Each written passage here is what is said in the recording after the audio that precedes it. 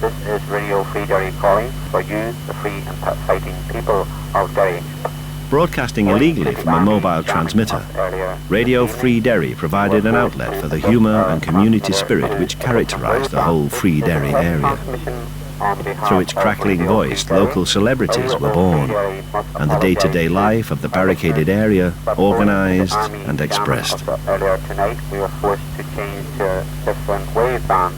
The radio came to Derry, and we put it up in my little front room in Wellington Street. There's a story attached to that, actually. The next day, there was a photograph of the radio in the front of the Irish Times, just front page. And I have a sister who lived in the south of Ireland at the time, who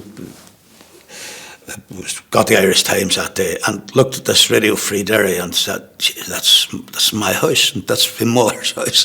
Because she recognised the big crucifix on the wall behind the radio.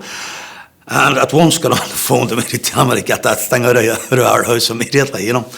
But yes, we moved it then to, in case somehow there was notions that the police would come in and try and grab it and things in some sort of raid. But then we moved it to the top of the high flats.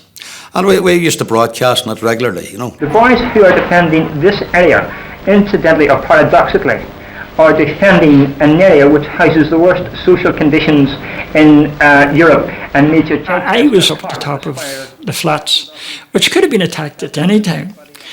And a number of people were bringing message to me about what was going on. I was simply I was trying to make it as dramatic as possible.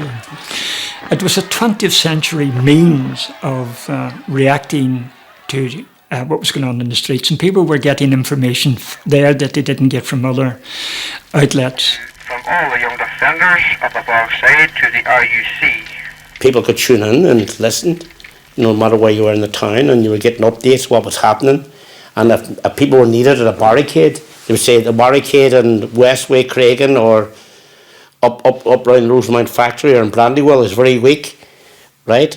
The boys need soup, they need tea and sandwiches. Can anyone help out here? It was also important because it kept people's morale up. Somehow that, you know, if they went to their bed at night for a rest, you know, some other member of the family would be listening to the radio or something dramatic happened, they'd wake them up and say, you're needed down there, you know. It created many problems for us. You would have had taken it to different locations on different nights. It normally was a night operation. And I remember one night we took it into the high flats, right up to the top floor. And when the lady of the house came in and saw what we were doing, she had apoplexy. She went spare. I was embarrassed for her husband. And constant and holy.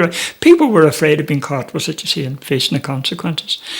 So because we didn't have a base, and because we knew the army was out actively looking for the damn thing, and because it was creating a whole lot of mechanical problems which we didn't understand, it was very quickly abandoned. But it was a useful tool. It was an imaginative tool and did serve a purpose over a short period of time.